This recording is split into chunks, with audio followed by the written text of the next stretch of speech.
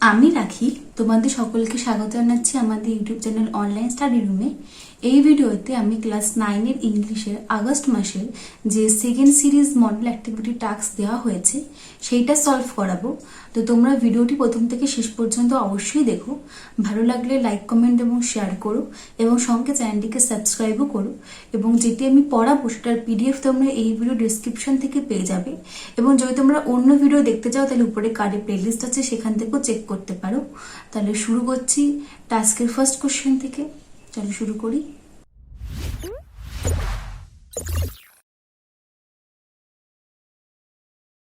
Class 9-এর August মাসের English model activity টাস্কের question থেকে শুরু করছি। ফার্স্ট কোশ্চেন থেকে দেখো, এখানে একটা প্যারাগ্রাফ টাইপের আছে, ওখান থেকে আমাকে এই কোশ্চেনগুলোকে অ্যান্সার করতে হবে, মানে একটা কম্প্রিহেনশন টাইপের দেওয়া আছে। ঠিক আছে, তো দেখো পড়ি আগে কি দিয়েছে। দ্য এশিয়ান গেমস অফ 2022, মানে 2022 সালের Asian Games in Hangzhou will see the return of the game of chess after the Olympic Council of Asia. আচ্ছা, আগে এতটা করি। দ্য এশিয়ান গেমস অফ 2022, মানে 2022 সালের এশিয়ান গেমস ইন হাংজৌতে will see the return of the game of chess, মানে chess খেলার প্রত্যাবর্তন দেখবে। মানে চেসটা হয়তো কোনো কারণে হয়তো বাতিল করা হয়েছিল, সেটা আবার ওই গেমটা আবার ফেরত আসছে। উইল সি দ্য রিটার্ন, প্রত্যাবর্তন দেখবে। After the Olympic Council of Asia, after মানে অলিম্পিক কাউন্সিল অফ এশিয়ার decided to reinstate the sport in its games programme. আচ্ছা, মানে কখন, মানে চেস খেলার প্রত্যাবর্তন দেখবে কখন? অলিম্পিক কাউন্সিল অফ এশিয়া যখন এই গেমটাকে আবার তাদের গেম খেলার প্রোগ্রামের মধ্যে আনার, মানে রিইনস্টেট মানে হচ্ছে আবার আবার নতুন করে শুরু করার যখন সিদ্ধান্ত নিয়ে নিয়েছে, তারপরে তাহলে এটার প্রত্যাবর্তন আবার দেখতে পাবে। Chess was a part of Asian Games in 2016 in Doha. Chess ছিল একটা এশিয়ান গেমসের একটা পার্ট। কোথায়? 2006 সালে ইন দোহাতে অ্যান্ড 2010 সালে ইন গংজাউতে। ঠিক আছে, India won 2 gold medals at Doha. দোহাতে আমাদের ভারতবর্ষ 2টো গোল্ড মেডেল জিতেছিল এই চেসে, with Koneru Humpy winning the gold medal in women's rapid individual event. কে, মানে ইন্ডিয়া থেকে কে সেটাকে রিপ্রেজেন্ট করেছিল? কোনেরু হাম্পি। সে এই গোল্ড মেডেল জিতেছিল in women's rapid individual women, মানে মেয়েদের দ্রুত ব্যক্তিগত ইভেন্টে সে, এই কোনেরু হাম্পি এই গোল্ড মেডেল জিতেছিল। As well as the mix team winning the standard event gold. এবং কোনেরু হাম্পি একটা গোল্ড জিতেছিল। আরেকটা যেখানে আছে না যে 2টো গোল্ড, আরেকটা গোল্ড জিতেছিল হচ্ছে মিক্সড টিম মানে এর মধ্যে উমেন মেন মেশানো, মিক্সড টিম জিতেছিল আরেকটা স্ট্যান্ডার্ড ইভেন্ট গোল্ড। আচ্ছা, ইন 2010 সালে the Indian men won a bronze in the standard team event. আচ্ছা, 2010 সালের গোল্ড জেতেনি, বাট 2010 সালে ইন্ডিয়া ব্রোঞ্জ মেডেল জিতেছিল। সেটা হয়েছিল হচ্ছে Indian men in standard team event, মানে এটা হচ্ছে মেন টিম, মানে ছেলেদের টিম স্ট্যান্ডার্ড টিম ইভেন্টে জিতেছিল। While doctor Harika took the bronze in the women's individual event. When D Harika bronze জিতেছিল হচ্ছে মেয়েদের ইন্ডিভিজুয়াল উমেন, মানে মেয়েদের ব্যক্তিগত ইভেন্টে ডি হারিকা ব্রোঞ্জ জিতেছিল। আর ছেলেদের টিম থেকে একটা ব্রোঞ্জ জেতা হয়েছিল হচ্ছে 2010 সালে। এবার হচ্ছে বিশ্বনাথ আনন্দ, ফার্স্ট 5 টাইম ওয়ার্ল্ড চ্যাম্পিয়ন। তোমরা সবাই নাম জানো বিশ্বনাথন আনন্দ, যে হচ্ছে 5বার ওয়ার্ল্ড চ্যাম্পিয়ন হয়েছে এই চেসে, অ্যান্ড তাকে ইন্ডিয়াস ফার্স্ট গ্র্যান্ডমাস্টারও বলা হয় চেসে। Expressed his happiness over the inclusion of chess in 2022 Asian Games. মানে তার খুশি এক্সপ্রেস করেছিল, মানে ব্যক্ত করেছিল এটা শোনার পর যে 2022 এশিয়ান গেমসে চেস যে আবার ঢুকছে, যে আবার যে নতুন করে যে অন্তর্ভুক্তি হচ্ছে, ইনক্লুশন হচ্ছে তার ওপর, সে তার খুব খুশি, সে তার খুব আনন্দ এক্সপ্রেস করেছিল। The All India Chess Federation vice president DV Sundar, All India Chess ফেডারেশনের ভাইস প্রেসিডেন্ট তার নাম কি DV Sundar said it was a very good news for the game, বলেছিলেন যে এটা খুব ভালো খবর খেলার জন্য, অ্যান্ড দ্য প্লেয়ার্স টু মানে খেলোয়াড়দের জন্য, and gave India chance to win medals, এবং ইন্ডিয়াকে আরও মেডেলস জেতার চান্স করে দিচ্ছে এবং এই খেলাটা করে দেবে বা দিয়েছিল। He also expected a team event and individual events to be part of the game. মানে সে আরও এক্সপেক্ট করেছিল যে এই গেমটাতে টিম ইভেন্ট এবং ইন্ডিভিজুয়াল ইভেন্ট দুটোই খেলা হবে। ঠিক আছে, তো এইটা হচ্ছে প্যারাগ্রাফটা। এর ওপর বেস করে কিছু কিছু কোশ্চেন রয়েছে। তো ফার্স্ট কোশ্চেনটা কি দিয়েছে, the Asian games of 2022 will held in কোথায়, দেখো ফার্স্ট লাইনেই আছে হাংজৌ, এই যে Asian games 2022 held in Hangzhou, তাহলে এটা অ্যান্সার হবে হচ্ছে হাংজৌ। ঠিক আছে, এরপরে দেখো কোশ্চেনটা কি আছে, in the standard team event in 2010 Indian men won, মানে 2010 স্ট্যান্ডার্ড টিম ইভেন্টে ইন্ডিয়ান মেন কি জিতেছিল, ভারতীয় লোকেরা ব্রোঞ্জ জিতেছিল, এই যে bronze. In 2010 in the Indian men won bronze medal in the standard team event, তাহলে কি মেডেল জিতেছিল, ব্রোঞ্জ, তাহলে অ্যান্সার কি হবে, ব্রোঞ্জ।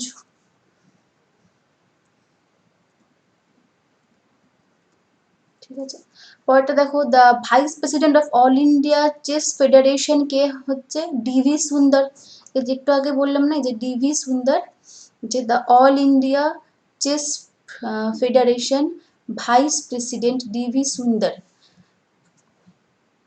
এটা হচ্ছে ডিভি সুন্দর।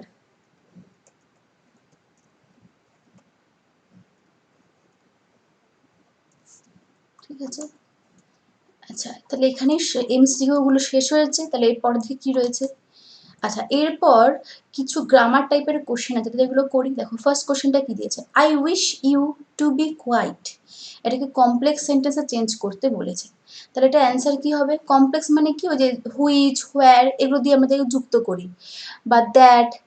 আচ্ছা, I wish that you should be quiet, মানে আমি, এটা মানে কি, আমি আশা করছি তুমি চুপ থাকবে, তাহলে আই উইশ দ্যাট আমি আশা করছি তুমি চুপ থাকবে, আমার চুপ থাকা উচিত, you should be quite.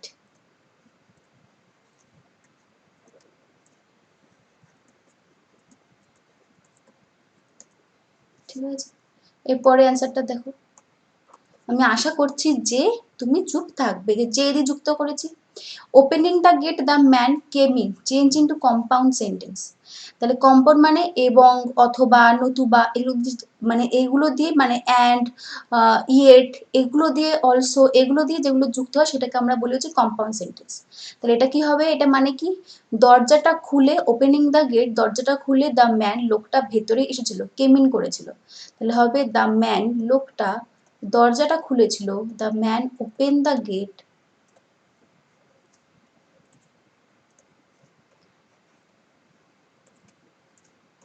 And, দরজাটা খুলেছিল এবং ভেতরে এসেছিল, অ্যান্ড কেম ইন। ঠিক আছে, এরপরে কোশ্চেনটা দেখো, আই নো হু সেইড ইট, আমি জানি কথাটা মানে কে এটা বলেছিল, এটাকে সিম্পল সেন্টেন্সে, সিম্পল সেন্টেন্সে যে হু, হুইচ, হুম, এগুলো সব হচ্ছে কমপ্লেক্স, এগুলো কিন্তু সিম্পলে হয় না। তাহলে সিম্পল কি হবে, আমি জানি বক্তা কে ছিল, বা বা আমি বক্তাকে জানি, তাহলে কে কথা বলেছিল ওটা মানে কি, আমরা তো বক্তাই বলি, তাহলে আই নো দ্য স্পিকার।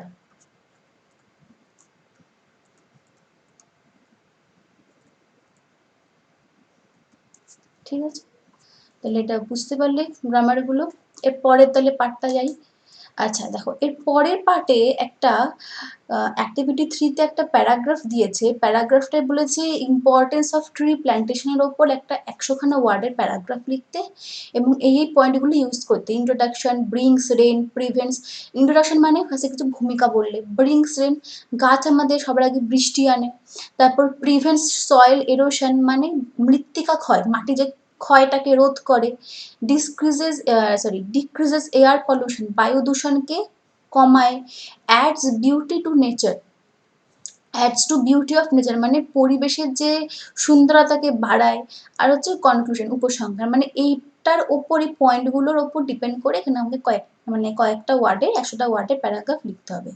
তো দেখো আমি লিখেছি, তোমরা চাইলে এটা এখান থেকে স্ক্রিনশট তুলে লিখে নিতে পারো, অথবা আমি পিডিএফ তো প্রোভাইড করবো, সেখান থেকে করতে পারো। দেখো ফার্স্ট দেখবে ইম্পর্টেন্স অফ ট্রি প্ল্যান্টেশন, মানে বৃক্ষরোপণের গুরুত্বপূর্ণতা। আচ্ছা দেখো, tree plantation means to plant trees in a fixed or different areas.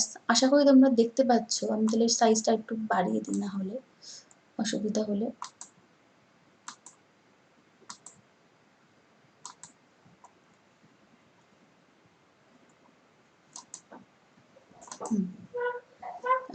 Tree plantation means to plant trees in a fixed or different areas to produce wood. মানে বৃক্ষরোপণ মানে হচ্ছে গাছকে পোতা একটা নির্দিষ্ট জায়গায় বা বিভিন্ন জায়গায় কি পাওয়ার জন্য, কাঠের, মানে গাছকে রোপণ করা, কাঠ তৈরি করার উদ্দেশ্যে। The importance of tree plantation can't be ignored anymore, মানে বৃক্ষরোপণের যে গুরুত্বপূর্ণতা, এটা কিন্তু আর ইগনোর করার মতন পরিস্থিতি এখন নেই, মানে আর অবহেলা করার মতন পরিস্থিতি নেই। Through tree plantation our environment remains balanced properly. এই বৃক্ষরোপণের দ্বারা, এই যে থ্রু ট্রি প্ল্যান্টেশন, আমাদের আওয়ার এনভায়রনমেন্ট মানে আমাদের পরিবেশ, রিমেন্স ব্যালেন্সড প্রপারলি মানে আমাদের পরিবেশের ভারসাম্য খুব সুন্দরভাবে বজায় থাকে। ন্যাচারাল ক্যালামিটিস, এই যে ক্যালামিটি মানে হচ্ছে প্রাকৃতিক দুর্যোগ যেগুলো ন্যাচারাল, যেমন ধরো সুনামি আসলো, বা এই ধরো ঝড় হলো, আয়লা হলো, এগুলো ঠিক আছে। ন্যাচারাল ক্যালামিটিস মানে যে প্রাকৃতিক দুর্যোগগুলো কান্ট অকার আনএক্সপেক্টেডলি, মানে এবার হঠাৎ করে ঘটতে, মানে যখন তখন ইচ্ছা ঘটতে পারে না, যদি আমরা সঠিক পরিমাণে বৃক্ষরোপণ করি তো।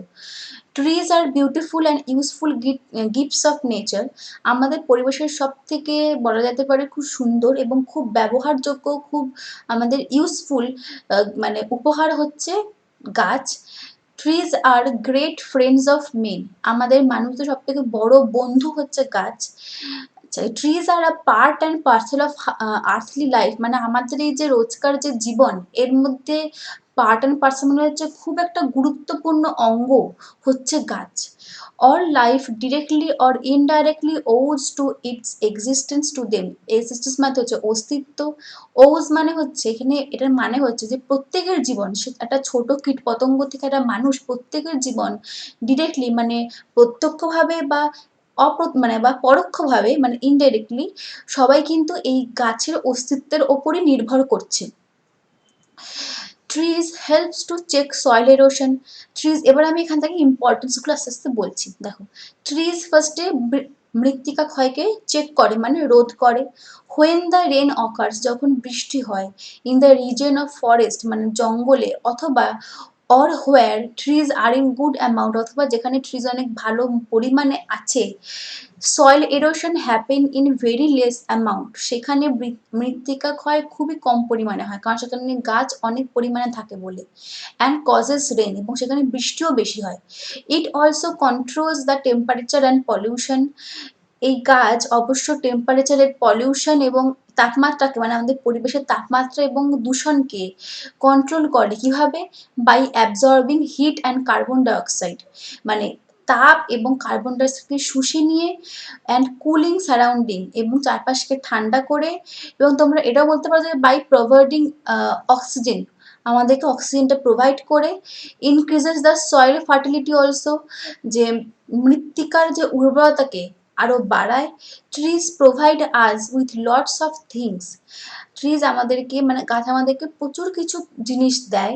By giving us food, shelter, এবং মানে খাবার দেয়, আশ্রয় দেয়, কাদের? অ্যানিমেলসদের দেয়, মানে ছোট প্রাণীদের, পাখি বলো, বাদুড় বলো, মানে এরকম টাইপের। বার্ডসদের। হিউম্যান মানে কি, আমরা যে বাড়ি বানাই, মানে অনেক জায়গায় আমরা কিভাবে বানাই, গাছের কাঠ কেটেই তো সেই কাঠের বাড়ি বানাই। তো সেই তো আমাকে, মানে আমাদেরকে তো সেই তো পরোক্ষভাবে তো শেল্টার তো দিচ্ছেই। অ্যান্ড মেনি মোর থিংস, এবং আরো অনেক কিছু দেয়। Trees are like miracles, trees হচ্ছে আমাদের কাছে একটা জাদু টাইপের, মানে যেগুলো ছাড়া আমাদের চলবে না। Which are given from God to us, যেটা আমাদের ভগবানের থেকে পাওয়া একটা উপহার। As they do many beneficial things for the earth, যেহেতু এই গাছ আমাদের এই পৃথিবীর জন্য প্রচুর উপকারের জিনিস, মানে প্রচুর উপকারী জিনিস করে, কাজ করে। ইট ম্যানেজেস দ্য এটা হবে ইট ম্যানেজেস দ্য ইকোলজিক্যাল ব্যালেন্স।